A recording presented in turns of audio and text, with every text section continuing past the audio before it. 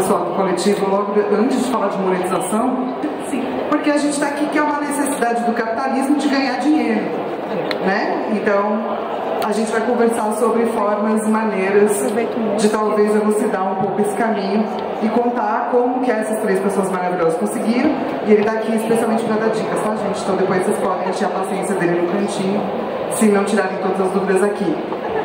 Meu nome é Flávia Gás, eu sou mediadora hoje, sou professora, diretora de narrativa, professora, e faço quadrinho de vez em quando, mas não ganho dinheiro direito monetizando minhas coisas como eles. Então eu vim aqui também para aprender. E eu queria, se vocês não se incomodassem, da gente fazer uma apresentação Twitter. Meu nome é tal, faço tal coisa. Bem rápido, prático e eficiente. Para caso vocês não conheçam todo mundo que está aqui. Pode ser? Você tem um microfone? Te passo mesmo? Não, tá. Eu passo mesmo. Então a gente vai fazer umas apresentações rápidas, daí a gente começa. Oi, gente, boa tarde. Eu sou o Leandro. Eu sou jornalista de formação, mas no Catar eu sou analista de projetos. Em resumo, eu ajudo os criadores a potencializarem o ganho dos seus projetos, sejam recorrentes ou sejam pontuais.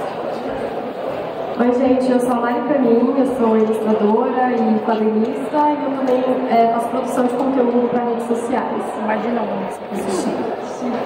Oi, gente, eu sou a Ilustralu, eu faço quadrinhos, ilustração, sou freela e sofrida. Olá, eu sou o Gabriel Piccolo, eu faço quadrinhos e ilustração também, sou conhecido pela minha graphic novel Icarus in the Sun e pelo meu trabalho com jovens titãs. Basicamente é um bando de gente chique maravilhosa, né, que a gente tem a felicidade de ter junto aqui. E eu queria começar perguntando, quando vocês começaram a fazer quadrinho, vocês sabiam que não dava tanto dinheiro assim? Vocês já tinham um intento de como que vocês iam ganhar a vida com isso, ou vocês só se jogaram? Eu lembro que eu tinha um professor de arte na escola que ele falou pra eu não seguir com essa carreira, ele era bem pessimista, assim. Ele falou que não dava dinheiro e tal, e eu já tinha noção dessas coisas. Então eu simplesmente estava postando coisas online, foi a forma como eu comecei, sem ter Perspectiva? sem perspectiva de nada, sabe? Tipo, só postando e acabou dando certo. Foi bem aleatório. Foi bem depois que eu comecei a entender os rumos que eu podia tomar ali dentro do mercado, sabe? Eu acho que todo mundo que trabalha assim, na área criativa já ouviu alguma vez que isso não dá dinheiro, assim. Então é de praxe a gente ouvir isso. E no meu caso, assim, eu sempre fiz quadrinhos, mas eu sempre fiz assim porque eu gostava muito e publicava nas minhas redes. Na época tinha o DeviantArt, eu não sei se alguém aqui é dessa época, né? Mas eu sou antiga, gente. Sim. Então, era o DeviantArt, com certeza. Mas eu sou antiga, é ótima, mas era super jovem, tá, E aí, na verdade, eu comecei a publicar, comecei a fazer fanzine, a vender em evento, e assim, eu nunca, na verdade, ganhei muito dinheiro fazendo quadrinho, é justamente com tudo que existe em volta, assim, do universo que a gente consegue, né? E na verdade, assim, se a gente for parar pra pensar, pessoas que vivem exclusivamente de quadrinho, assim, no Brasil é muito difícil, são poucas pessoas, e no mundo também é difícil, mas no Brasil especialmente. Inclusive nos Estados Unidos, dentro de todas as coisas que você consegue fazer com desenho, então animação, ilustração editorial, quadrinhos, os artistas que eu conheço, eles sempre reclamam que quadrinhos é o menos bem pago e que a galera de quadrinhos tem que gostar demais porque não acontece. Pois eu fiz quadrinho que eu gostava. Eu fiz quadrinho que eu gostava muito. Eu inclusive comecei a desenhar, eu escrevia, eu comecei a desenhar pra fazer quadrinho. Então, nunca foi uma intenção muito genuína de ganhar dinheiro com isso, mas sempre foi muito é isso que eu quero fazer, é isso que eu gosto de fazer. Eu vou fazer as outras coisas pra ganhar dinheiro, pra poder fazer meus quadrinhos em paz. Eu acho que isso serve para qualquer pessoa que tem um fazer artístico, assim, não só no Brasil, mas em muitos lugares do mundo, porque é isso, né? A gente tem uma baixa valorização do fazer artístico, então a gente tem que se cercar com outras coisas para poder monetizar. E muitas vezes é aquilo que a gente já faz, tipo aquilo que a gente estudou, que seja arte, vídeo, mas às vezes a gente acaba descobrindo caminhos novos também. E eu acho que é essa fala, né, que você estava dizendo, Piccolo, dessa coisa de eu descobrir caminhos. É uma coisa que a gente faz só quando a gente já está inserido no mercado que a gente está. Não é uma coisa que a gente descobre antes, porque o caminho é muito individual. Mas eu queria que talvez a gente achasse uma forma de, falando das nossas experiências, ajudar as pessoas de não terem que começar do zero. Então, como que foi que vocês acharam os caminhos de vocês? Eu comecei simplesmente postando desenhos online. Eu lembro que tinha um projeto em 2014 que era um desenho por dia, então essa foi a forma que eu apareci nas redes sociais. E eu terminei esse ano com muito seguidor. Eu lembro que acho que eu tinha 100 mil seguidores no Instagram e eu não sabia o que fazer com esses seguidores. Eu não sabia, tipo, e agora? Eu crio um produto, eu crio um quadrinho, o que eu crio para essa galera? Eu lembro que eu abri o Patreon uma época, acabou me dando um dinheiro ali, um dinheiro extra junto com as encomendas que eu estava fazendo. Só que aí, em algum momento eu falei, nossa, isso não está dando certo, eu não estou gostando do caminho que eu estou aqui, o que eu quero realmente fazer? Aí eu tive que me perguntar isso daí, e eu arranquei a resposta que era quadrinho, porque eu queria contar a história, eu queria desenhar personagem e contar a história com eles. E aí foi a partir daí que eu comecei a projetar o meu portfólio para esse mercado.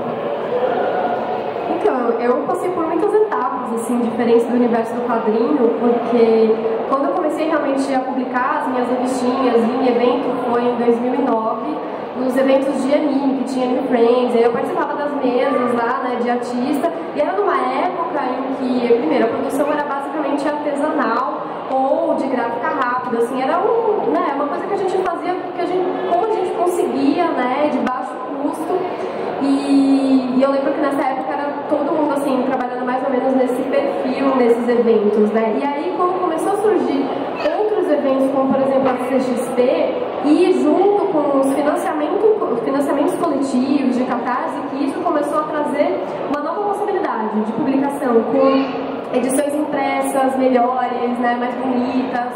Então, eu praticamente vivi essa mudança, assim, do universo dos quadrinhos, e hoje existem muitas possibilidades, sabe? Muito mais do que tinha quando eu comecei, como muita gente começou. Então, foi legal ter passado por todo esse processo e ver como que, apesar de ser muito pequeno ainda, está mudando, está crescendo, e eu espero que as coisas continuem a melhorar. Eu acho que é um mercado muito gigante hoje em dia e que eu até nem acho assim que quem começa do zero, porque eu acho que existe ainda muito pouco material sobre fazer quadrinhos e isso de monetizar os quadrinhos, mas já existe mais do que quando a gente começou, pelo menos. Então, olhar o trabalho das pessoas com quem você identifica, isso, esse caminho aqui que eu quero seguir. Eu acho que o meu caminho foi muito parecido com o da Mari, de participar do evento, fazer fanzine e fazer, tipo, eu fazia freela de ilustração, fazia commission e tal, mas não era o que eu gostava de fazer, eu gostava de fazer história. Mas eu fazia porque com esse dinheiro eu pagava minhas contas e com o tempo que sobrava eu fazia meus quadrinhos. E aí eu comecei a vender em feira, não sei o quê, só que falando mais de Arlindos, que foi o meu projeto que ganhou mais notoriedade, eu percebi que eu queria aprender a fazer uma história maior. E pra fazer uma história maior, a gente precisa de muito tempo, demanda muito tempo, gente. Fazer quadrinho é um negócio assim que demanda tempo. Como demora, né? Como demora. Até quando você não tá desenhando, você tá trabalhando, porque você tá pensando que você vai ter que escrever, pensando no texto. Ser artista, trabalhar com desenho, é corromper pra sempre qualquer mídia que você estiver assistindo, que você estiver consumindo. Sim. Com seus olhos, porque de certa forma vai virar referência. Uma referência. Meu irmão sempre fala que é ver a Matrix. Sabe? Daí você começa a ver, plot, não sei o quê. E isso demanda muito tempo e muita energia. E aí, com a Ringo, eu fiz assim, eu quero fazer isso, mas eu preciso ter como fazer isso. Eu postava gratuitamente no Twitter, inclusive está lá de graça no Twitter até hoje, quem não leu ainda, fica à vontade.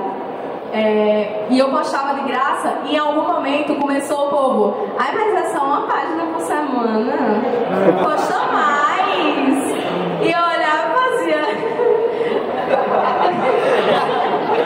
E aí em um dado momento eu fiz, vou fazer um catálogo. Você estava fazendo digitalmente ainda. Digitalmente. Imagina a pessoa que está desenhando. Exato. E ainda vai escanear. Eu estou desenhando, cara. Pois é. Não, mas você ainda tem um scanner, uma arrumação. Pois é, aí eu eu fiz, não, vou fazer um apoio recorrente no Catarse. E aí, quando a pessoa disser, ai, faz outra, eu faço, ai, apoia. E eu, em algum momento de Arlindo, eu comecei a responder todo mundo que pedia mais página para apoiar, porque uma das metas era conseguir fazer mais de uma página por dia. E aí esse foi um jeito que, assim, eu queria que pelo menos eu tivesse um pagamento para fazer um dia da minha vida, durante a semana, esse quadrinho. À medida que o quadrinho foi tomando forma, foi conseguindo, assim, um público maior, eu fiz, vou fazer produto.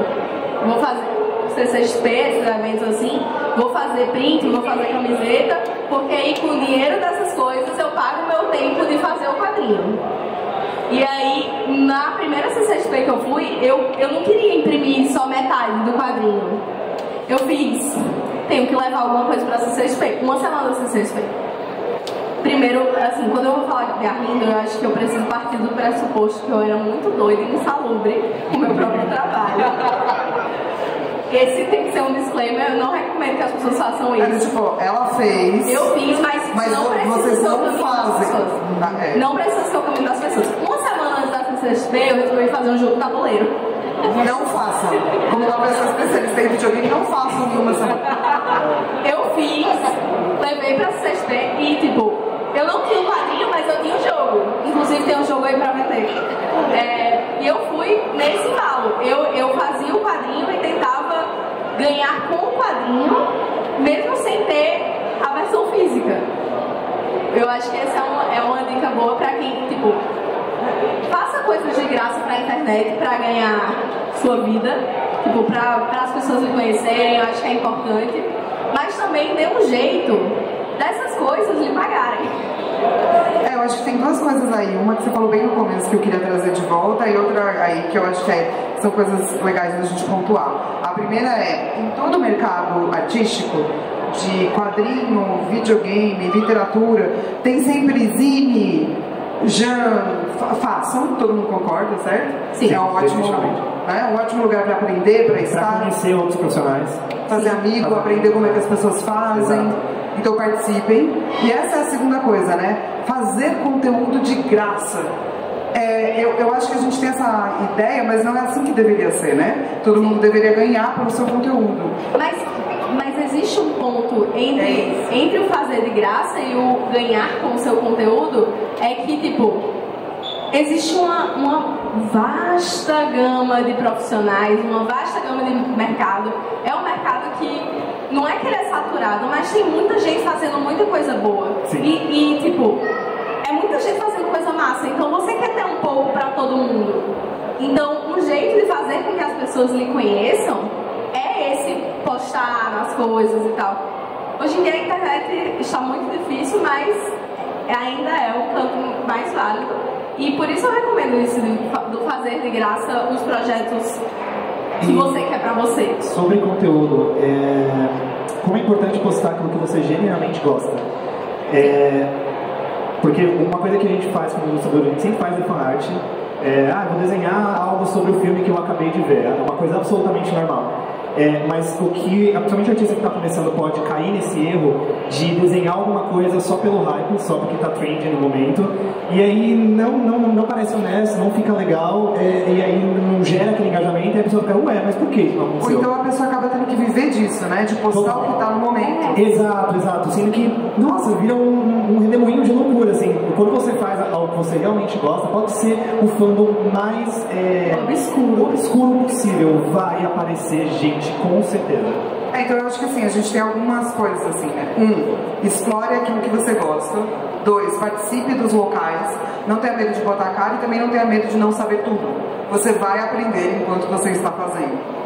3, tem algum momento que você está produzindo seu conteúdo que você vai precisar que ele se monetize, porque você não pode ficar fazendo de graça para sempre. Você também não vai ter um salário gigantesco na hora que você começa, tem que ser normal.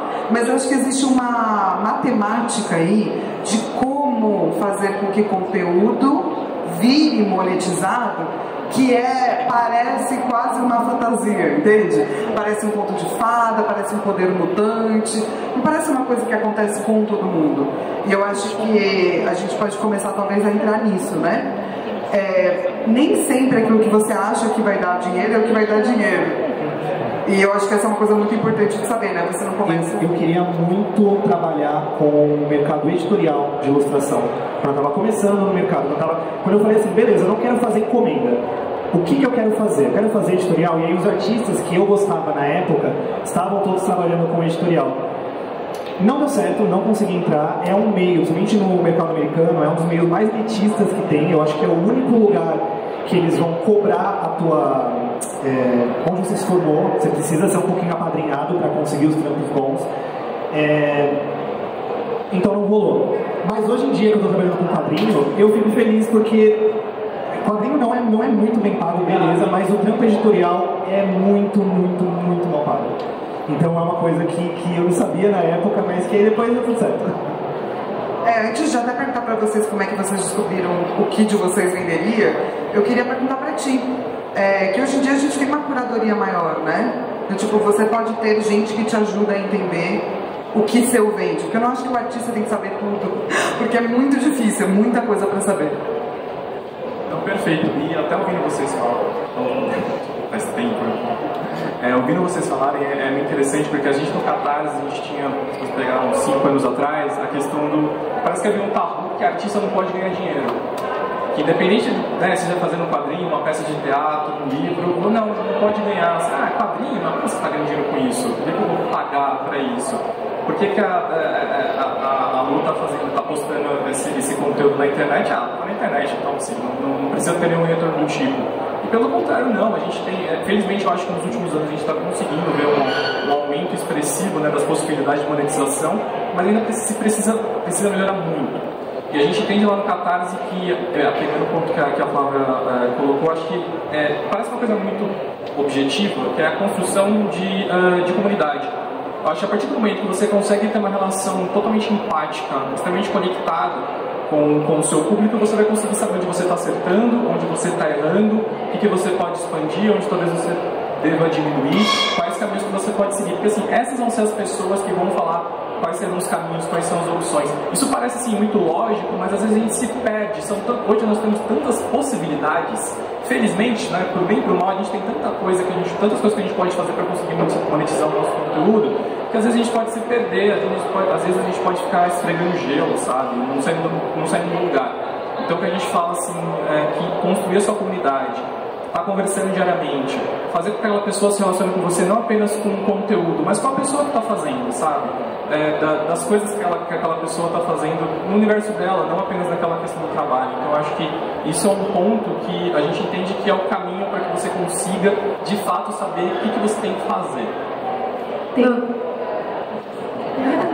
Não, eu ia complementar o que você falou, porque eu acho que a rede social hoje em dia ela é imprescindível assim, para o artista que quer divulgar e ter o público, porque é justamente isso, quando você tem um público, pessoas que te acompanham, né, na sua jornada, e aí entra aquela questão de você colocar seus quadrinhos ou algum conteúdo gratuito para as pessoas na internet, elas vão conhecer seu trabalho, começar a acompanhar, e aí você pode, inclusive, perguntar diretamente para elas o que vocês gostariam de consumir, né? Então você já tem uma ideia ali, o meu público gosta de consumir, sei lá, boneco, ou camiseta, ou se não, jogo de tabuleiro, sabe? Então você vai tirando essas informações do seu público, você já tem um caminho ali.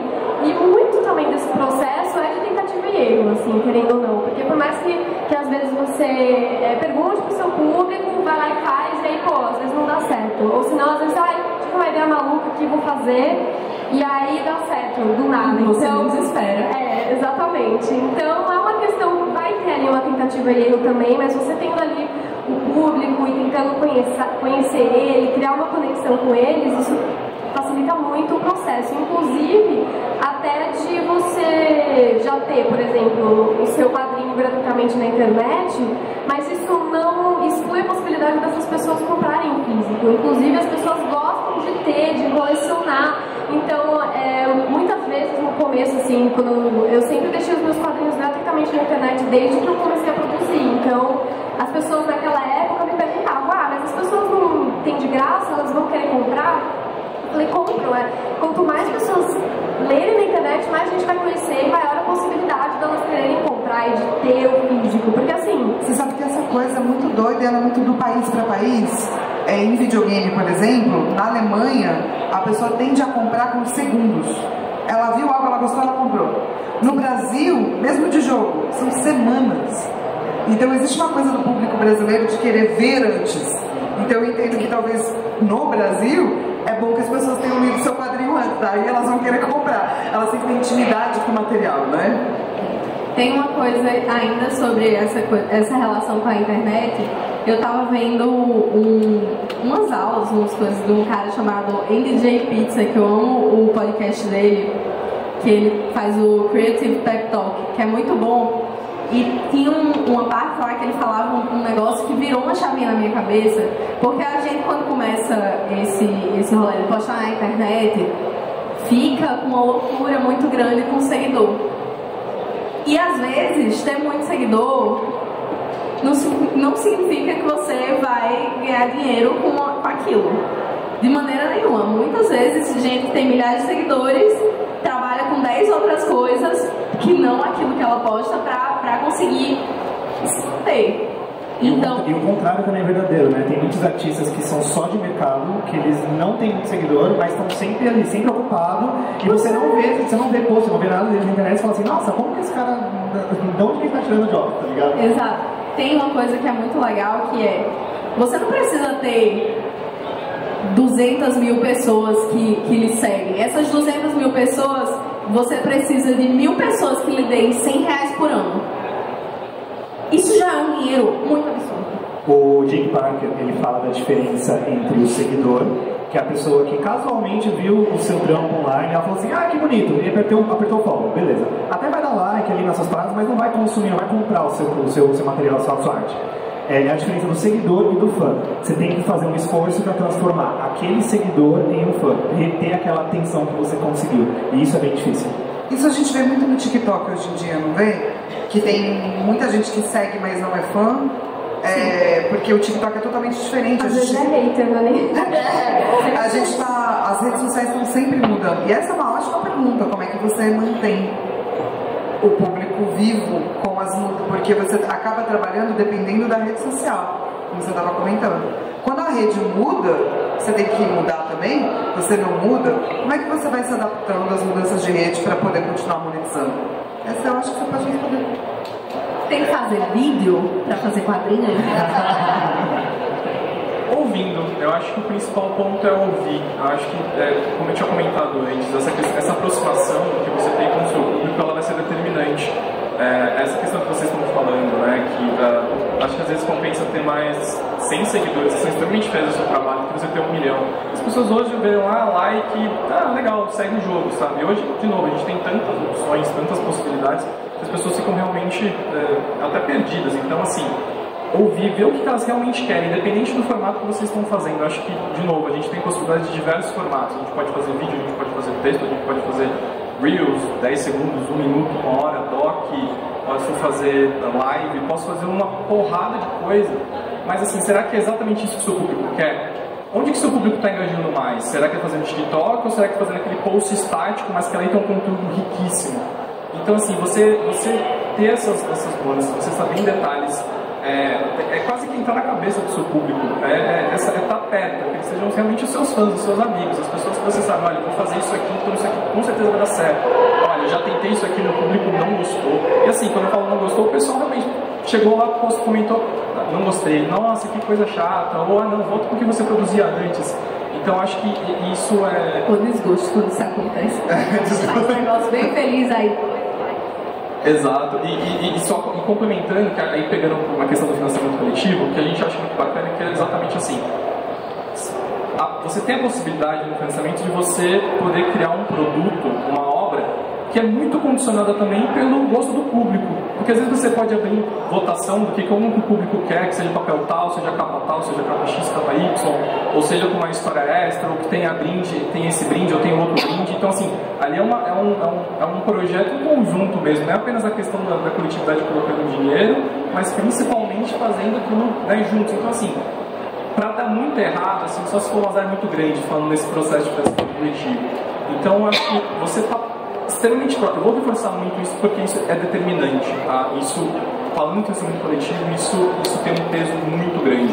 De você estar extremamente próximo, você sabendo, assim, você já tem uma base do que a pessoa quer, mas você ainda consegue surpreender ela. Então é isso. Acho que não é necessário você se desdobrar em 25 pessoas para poder fazer tudo. Eu acho que é impossível. Inclusive, assim, a gente também tem que priorizar muito a questão da saúde mental. A gente vê muitos criadores na plataforma que às vezes desistem de fazer alguma coisa porque, cara, não dá, não estou conseguindo. E tá certo, sabe? A gente sabe que a gente precisa de dinheiro, principalmente no país que a gente vive, com as limitações que a gente tem. Só que eu também vou pontuar a importância de vocês irem com calma. Vocês fazerem no seu tempo, vocês fazerem de acordo com as suas limitações, com as suas possibilidades, porque assim, achar que só porque a gente tem dezenas de opções para se fazer alguma coisa hoje, eu vou fazer todas, não vai por esse caminho, porque assim, a chance de dar errado é muito grande. Mas se você conseguir selecionar ali 3, 4, 5 coisas que você tem um público certeiro, um público extremamente fiel, e você viu, você conseguiu comprovar que aquele público ali, ele tá, pelo aquele conteúdo que você está fazendo, ele não está simplesmente passando e deu um like aqui, ou compartilhei porque, sabe, meu amigo pediu, acho que aí é o caminho. Inclusive uma coisa que eu ia comentar, assim, por experiência própria, quanto mais você tenta se adaptar a todas as redes, maior a chance de você simplesmente desistir de tudo, porque você vai ter um burnout e você não vai dar conta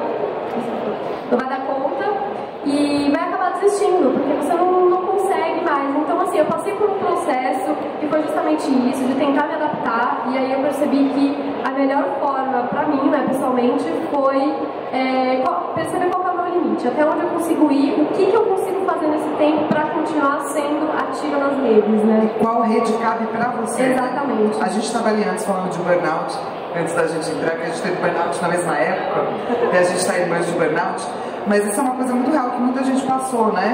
Porque a gente chegou num nível de estresse muito grande com pandemia e tentar se adaptar a tudo. E depois ainda tem uma pergunta sobre isso, mas vamos nessa.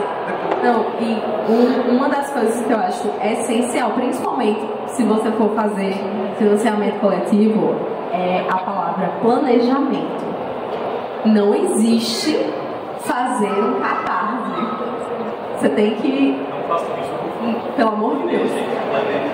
Porque é muito necessário esse planejamento, até pela questão do emocional.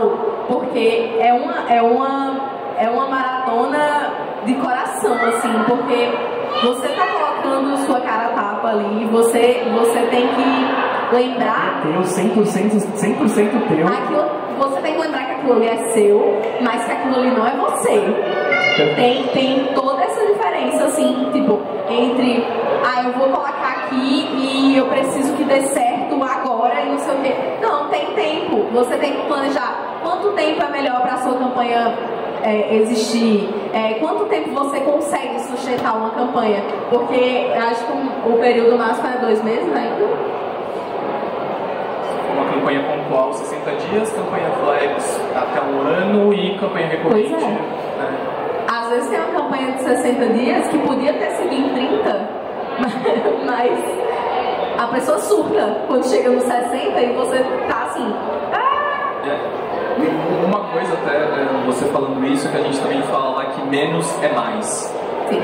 Assim, principalmente para quem está começando, e aí eu acho que vale não apenas para campanha de financiamento coletivo, mas acho que como um todo mesmo, na produção, assim, não precisa abraçar o mundo, sabe?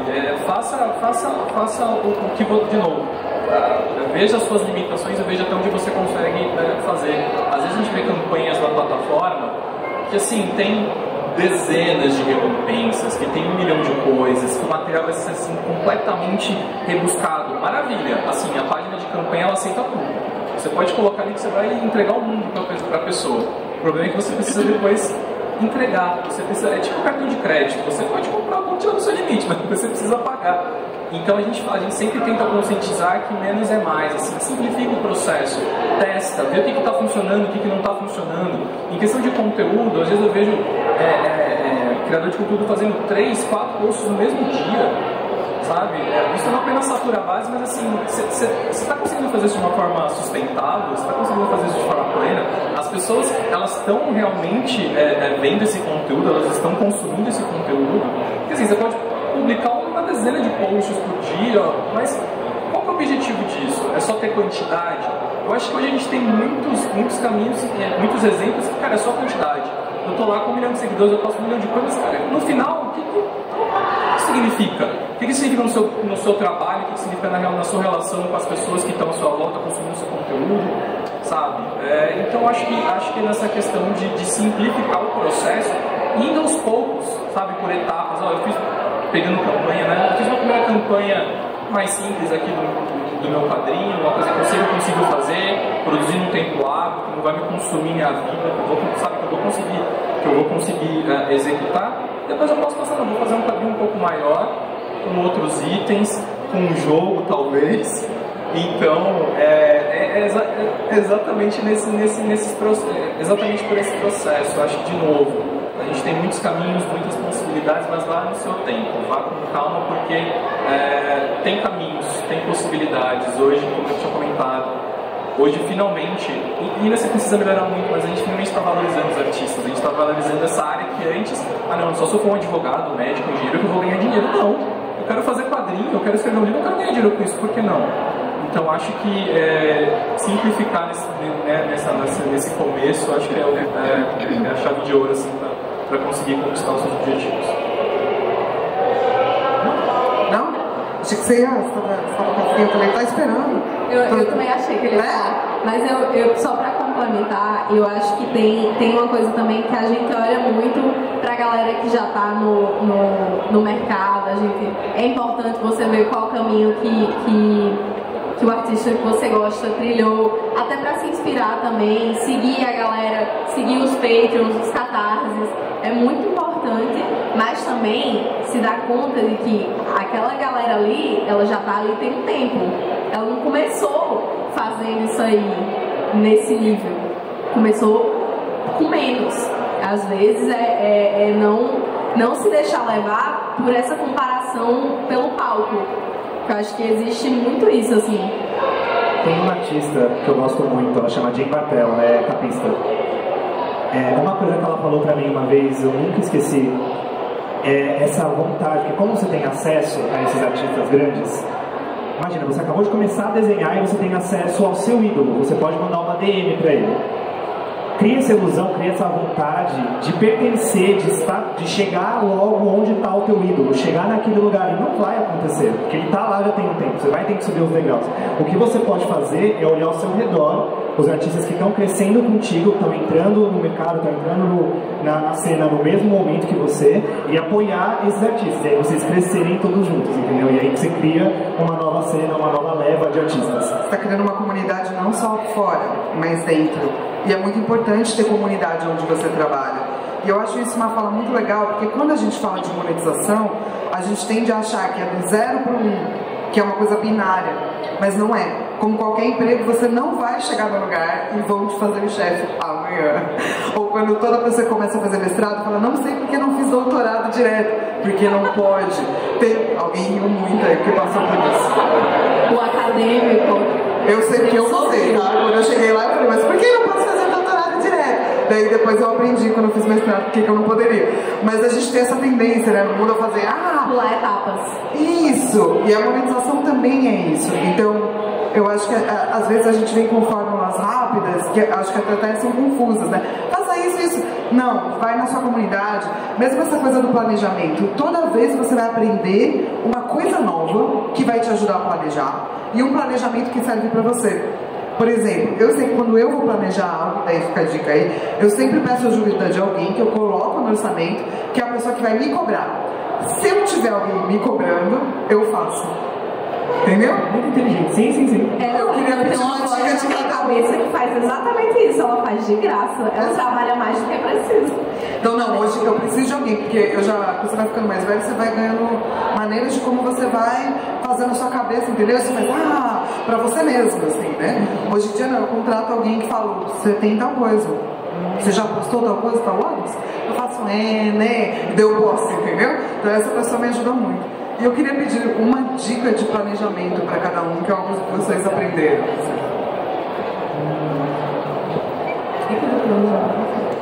Olha, como eu estou sempre com uma agenda cheia, sempre trabalhando muito, quase todo o meu tempo acordado é desenhando as páginas para o quadrinho que eu estou desenhando no momento. E aí, eu também gosto de manter alguma presença em rede social, porque foi da onde eu vim. Eu cresci em rede social. Então, eu não quero simplesmente deixar, abandonar ali e falar assim, eu vou fazer meus livros até daqui 10 meses, tá ligado? Então, existe um certo planejamento no sentido de eu anotar ideias. Eu estou sempre muito mais cheio de ideias do que de tempo para executá-las. Mas quando eu tenho o tempo livre para fazer aquele desenho que você vai ver na rede social, é porque ele já estava com aquela ideia ali anotada há muito tempo. Isso eu tenho feito desde a minha época dos 365 desenhos, que eu anotava desenhos para dias ruins, dias que eu não estava inspirado e que eu ia ter que terminar o desenho. Uma coisa que você aprendeu lá, né? Isso, você aprendeu que se você anotasse, no dia que você estava meio... Quando eu finalmente tiver o tempo livre para desenhar algo para mim, eu não posso ficar olhando para a tela branca e falar assim, e agora, o que vai sair daqui? Não, eu tenho um monte de ideias, eu vou fazer essa daqui, entendeu? E aí dá certo. Eu acho uma ótima ideia que ele coloque num muralzinho. Quanto mais visual, melhor, né? Pelo menos pra mim. Muito bom sempre sobrar ideia do que faltar. Você ficar olhando pra tela em branco. Olha, não é exatamente uma dica de planejamento e organização, mas eu acho que para qualquer pessoa, produtor de conteúdo, de quadrinho, de criatividade, o mais importante é sempre manter a frequência de tudo que você faz. Então, assim, uma coisa que eu busco sempre é trabalhar em projetos, por exemplo, porque eu sei que eu tenho uma coisa para fazer, sempre que eu tiver um tempo para trabalhar, eu tenho um projeto para trabalhar e eu não fico parada, poxa, eu quero desenhar, mas eu não sei o que desenhar. Se você fica nessa, você acaba não fazendo nada naquele tempo. Exatamente. Vai mexer no celular. Exatamente. Então, é aquela questão de você manter a frequência, de ter ali um projeto, alguma coisa que você, sei lá, um desafio que você entrou, né? Desenhar todos os dias, por exemplo. Você se propõe, né, alguma coisa, tenta manter a frequência, e pode ser a frequência pode ser, sei lá, uma vez por semana, durante 1 hora, durante meia hora, se você não tiver muito tempo. Se você tiver mais tempo, pode ser 2, 3 vezes, todo dia, enfim. Mas se você manter essa frequência, existe uma grande possibilidade de você ter um projeto concluído no final, né? Então, acho que pra mim essa foi uma das grandes assim, coisas que eu descobri nesse processo. Eu acho que a melhor dica que eu tenho pra dar é lembre de descansar. Porque às vezes a gente faz uma coisa de maneira muito excessiva por muito tempo e chega uma hora que esgota. E não é bom quando esgota. Então, aprenda a descansar e aprenda a agendar o descanso. Porque precisa muito. E é justamente essa coisa do burnout foi uma coisa que atrapalhou muito meus planos. Assim. Você também teve burnout? Você também teve burnout? A pandemia, com certeza. Você também teve burnout? Quem teve burnout aqui, levanta a mão. Gente, vamos fazer um grupinho de apoio? A gente se coloca no WhatsApp. E um lembra o outro. Você já descansou hoje? Você já marcou o seu descanso? Vamos fazer um grupinho pra isso. Se você não fizer, a gente cobra você pra descanso. É muito válido, porque é um negócio que destrói sua produtividade e assim, às vezes tipo, lembrar que o trabalho que não é desenhar também é trabalho. Isso é, e contar com essa parte do trabalho como trabalho.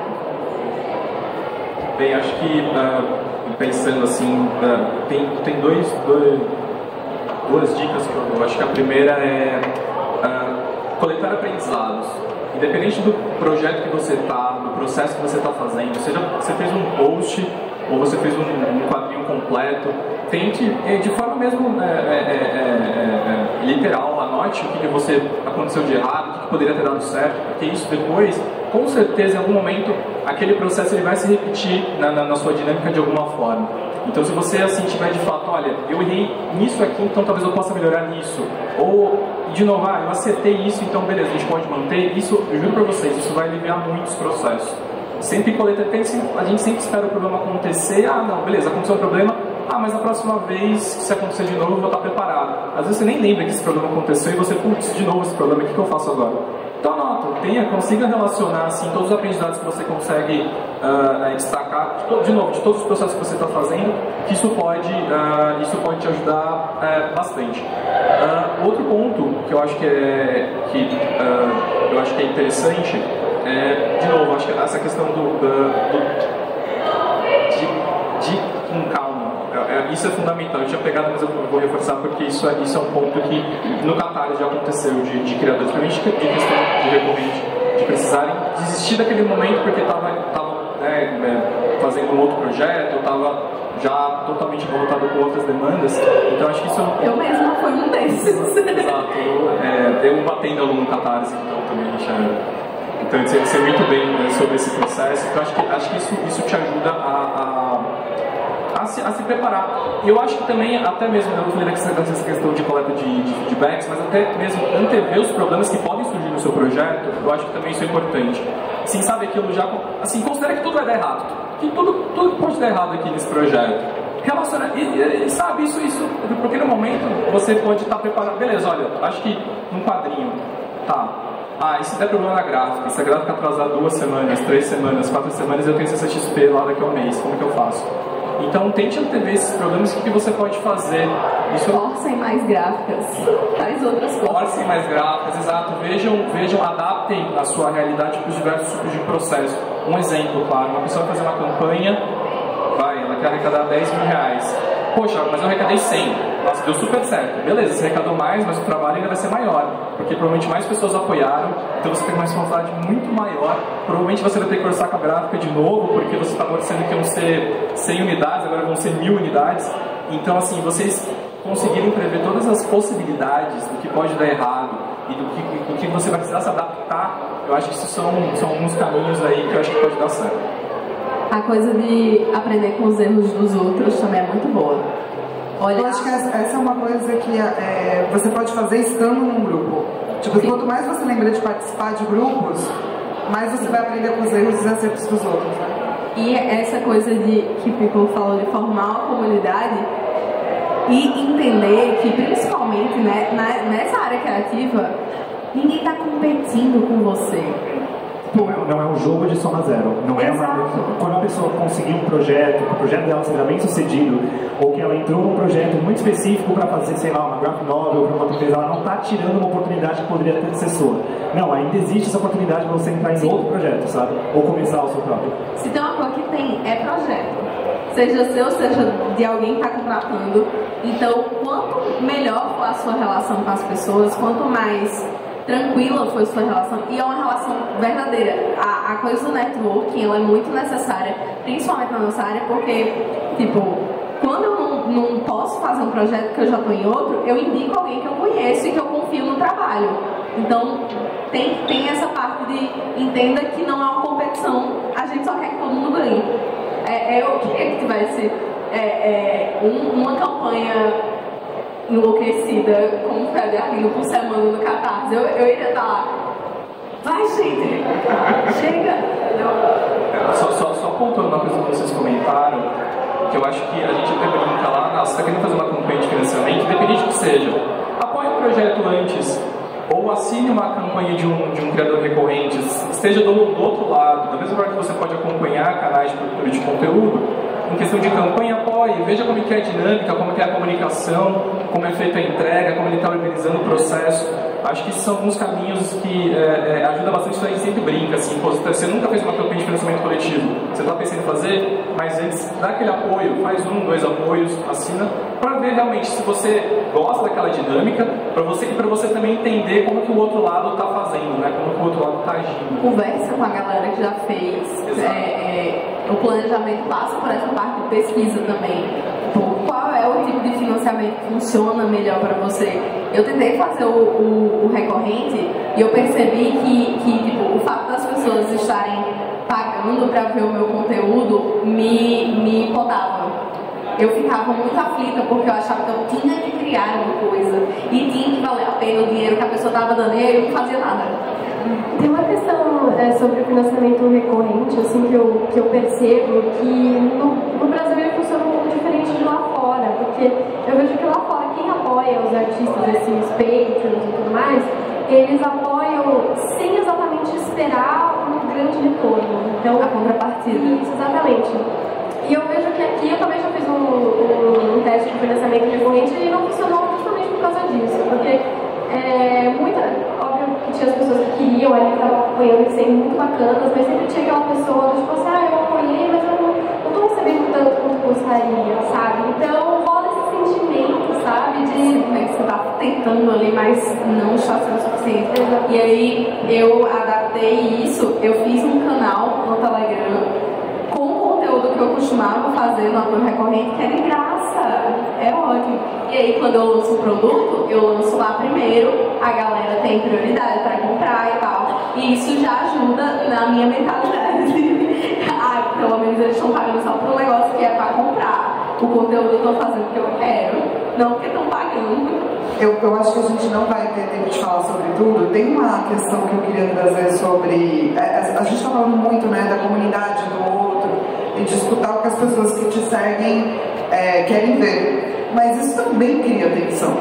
Porque isso nem sempre você consegue fazer, nem sempre é o que você quer fazer. Às vezes você quer mudar, às vezes você quer fazer outra coisa. Às vezes o povo está pedindo botões. Exato! E daí, qual é o limite entre você poder existir e monetizar seu trabalho, mas você também trazer coisas que são novas e importantes para você, que talvez a comunidade não conheça e não sabe se ela quer apoiar? Como é que isso fica para vocês?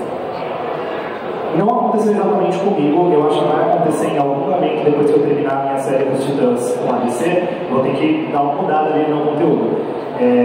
Mas eu vi acontecendo com outros artistas que faziam muito quadrinho, estilo BuzzFeed, quadrinho de humor, mas era aquele humor assim, de observação, de situações assim, cotidianas. E esse é um tipo de conteúdo que não faz mais sentido em 2023. E aí eu vi todos esses artistas, com exceção da Sarah Anderson, eu vi todos esses artistas mudando o conteúdo. E aí tem toda uma fase ali, um vale que você está trocando a audiência, esse momento ele existe, então gente que gostava mais do outro formato sai e gente que está gostando mais do novo formato entra, mas em algum momento volta a crescer e é um processo natural, sabe? Só que acho que você tem que entender que vai ter esse momento de troca de audiência, isso é absolutamente normal. Tem gente que gostava mais de outra parada, não estou mais interessado, mas vai vir gente nova. E é importante você ser honesto com o que você está fazendo. Não adianta continuar fazendo uma coisa que fez sucesso só porque fez sucesso. Se você para de gostar do que você está fazendo, vai ficar ruim. Tipo, quem gosta daquilo ali por causa da alma, daquele negócio, não, em algum momento vai desandar. Então é melhor que seja o seu juízo, seja o alcance das coisas e tal. Eu acho que vale muito se concentrar no que você realmente quer fazer. Porque fazer só porque tá no hype, fazer só porque tá dando dinheiro, às vezes não é suficiente. Eu acho que é uma questão de encontrar um equilíbrio, e essa é a parte mais difícil, na verdade, que é você achar o equilíbrio entre o que você gosta de fazer e o que você quer mostrar para as pessoas e o que as pessoas gostam de consumir, porque muitas vezes a gente gosta de umas coisas que ninguém mais gosta, e tudo bem também, só que a gente tem que encontrar um caminho no meio, aquilo que a gente sente que faz sentido para a gente fazer, e as pessoas, ao mesmo tempo, elas vão sentir essa autenticidade no que está sendo feito, né? Mas eu vejo isso com o meu público, assim, eu vejo que quando eu estou num processo em que eu estou meio perdida e eu estou fazendo um negócio que não é exatamente aquilo que eu queria estar fazendo, as pessoas percebem, dá para sentir, assim, na própria reação deles, né, na resposta deles. E quando eu paro, eu penso, não é isso que eu quero fazer uma outra coisa. Eu começo a fazer aquilo, que foi uma coisa que inclusive eu estou passando recentemente, as pessoas sentem, assim, nossa, eu estou muito curiosa para saber o que você está trabalhando, nossa, eu quero muito conhecer seu novo quadrinho, seu novo projeto. Elas sentem a energia, sabe? Elas sentem que realmente você está fazendo aquilo porque você gosta daquilo, porque você tem uma conexão com aquilo, e as pessoas automaticamente vão começar a se conectar com aquilo porque é verdadeiro. Então, eu acho que essa é a parte fundamental assim, do nosso trabalho, né? Não adianta só fazer por isso, porque não vai se sustentar sustentável por muito tempo, né? A gente vai acabar se desgastando o público também. E uma hora vai acontecer isso, né? Tipo, seja você ou seja o público. Então é melhor você fazer o que você gosta do que chegar num ponto que você olha pro seu trabalho e faz. Não quero mais fazer, joga tudo pra cima. E as redes sociais também tem um processo que é muito complicado, né? Porque como elas vão mudando, às vezes vão forçando as pessoas a criar um tipo específico de conteúdo e a gente acha que tem que ficar sempre correndo atrás dele, ao invés de às vezes respeitar o nosso próprio tempo, dar um tempo e voltar. E aí a gente fica com aquele medo, né? Nossa, se eu não postar nada aqui durante, sei lá, exatamente, vai todo mundo esquecer de você e pode até ser verdade, porque as redes sociais fazem o que elas querem. Mas é importante a gente respeitar e aquelas pessoas que, sabe, gostam de acompanhar, elas vão continuar lá. A gente lá no Catarse também, os nossos objetivos é muito que as pessoas consigam ganhar dinheiro, fazer grana com aquilo que elas amam em fazer. Porque a gente sabe que nesse processo criativo, no começo principalmente, a gente precisa fazer 300 coisas em complemento para conseguir viver. E a gente quer justamente que a pessoa consiga ser 100% sustentável nesse processo. Mas até mesmo o que as pessoas amam fazer, cara, tem processos, tem coisas que elas vão passar ou não gostar, ou já não gostam. Então acho que, assim, só aproveitando o que vocês falaram, acho que essa questão do amor, assim, o que te dá prazer, sabe? De acordar todo dia lá, de conversar com as pessoas, de apresentar, sabe? Acho que isso é um ponto, porque você não quer falar, não, estou fazendo, super, eu era advogado, mas eu adoro fazer quadrinhos. Mas hoje eu estou conseguindo ver de quadrinhos. Só que assim, será que 100% de todo esse processo você está conseguindo fazer isso? Será que você não está se excedendo dentro das suas expectativas ou dentro das suas limitações? Então, acho que você mesmo acho que é uma grande base para saber até onde você pode ir, até onde você vai nesse processo. Beleza, eu adoro fazer isso aqui, mas olha, se eu cortar isso aqui ou se eu adaptar isso aqui, talvez eu vou gostar ainda mais. Eu vou conseguir fazer isso com um prazer ainda maior e não vai passar um prazer que vira obrigação. Então, acho que é um ponto ali, é uma linha sensível. Acho que nesse processo da gente amar o que está fazendo, às vezes é muito difícil saber, mas o pessoal está adorando, o pessoal está amando, então eu vou continuar fazendo isso aqui, vou continuar produzindo loucamente, porque não, eu quero que o pessoal fique satisfeito com o meu conteúdo. Será que precisa ser assim? Será, sabe? Será que vai virar personagem? Exatamente. Será que... de novo aquela coisa, qual é o sentido, sabe? De agora eu estou fazendo isso o tempo todo e as pessoas estão gostando, mas eu internamente não estou morrendo aqui, sabe? Eu quero descansar, eu preciso de um tempo. Então acho que não sintam medo às vezes em cortar, sabe? Em reduzir. Acho que cada ser humano tem as suas condições, tem as suas limitações, tem os seus processos. Então, tomem um tempo para pensar, para analisar, para refletir. Hoje, nesse tempo louco, a gente pode se sentir não pensa, a gente só vai fazendo em decorrência, condicionado muito pelos outros, sabe? Acho que olhar um pouco para dentro ali também, acho que isso acaba sendo muito importante nesse processo. Eu acho até legal comentar que, por mais que a gente faça coisas que a gente ama, vai ter momentos que a gente odeia, e o fazer artístico, ele é doloroso. Pois isso faz parte do processo. Porque você coloca pra fora coisas que às vezes não estão resolvidas em você. E é pra isso que você está colocando pra fora. Então, resolver demora, né? E eu acho que às vezes existe quase uma tensão entre criar pra internet, que é uma coisa rápida, e esse desenvolvimento interno que é necessário para poder fazer aquilo que vai parar na internet. Eu acho que é importante também a gente ter consciência que mesmo quando a gente está trabalhando com uma coisa que a gente ama, ilustração, quadrinho, qualquer trabalho criativo, sempre vai ter uma parte que você não gosta de fazer. Então, uma coisa que você não gosta de desenhar, uma parte burocrática do seu trabalho, a gente não gosta de fazer. Você não, porque assim, muitas coisas que eu odeio fazer parte burocrática do trabalho, cuidar de coisas de empresa, assim, isso o dia que eu tenho isso, nossa, levantar, tomar um chazinho e fazer as coisas de boa, porque é tenso. A burocracia é ralado, mas o Instagram pra mim é mais. Instagram? Eu acho que eu ia adorar ter Instagram se eu não trabalhasse com ele. Sim. Estraga as redes, né? Trabalhar com elas. Porque rede social pra mim nunca foi. Um tempo aqui que eu vou passar. sem fazer nada, tá olhando o Instagram. Eu descobri que as pessoas faziam isso, eu nunca fiz isso. Eu simplesmente não teria rede social se eu não postasse desenho. Sempre eu não consegui. Não, é verdade. Se for agir para quando eu estou consumindo rede social, eu também estou ativamente consumindo conteúdo, referência. Então, é sempre com esse olhar, sabe? É sempre um trabalho. É sempre trabalho. Eu acho que eu nunca abri um Instagram que não fosse para ser trabalho. Para mim, tudo. Hoje em dia, filme é trabalho, série é trabalho. Então, quando eu quero espairecer, tipo, eu volto na minha casa, no cambalhotas, das todas as cambalhotas, eu consigo dar a minha de corredor. Essa é a parte que não é trabalho, entendeu? Porque senão você fica o tempo, quando você trabalha na cultura, você fica o tempo todo ali consumindo cultura como se fosse trabalho. E as redes sociais, elas são públicas, né? Elas não são locais de comunidade. Local de comunidade vira outro lugar. Eu adoraria falar de muitas redes sociais. Peraí que eu vou falar de novo, gente, que foi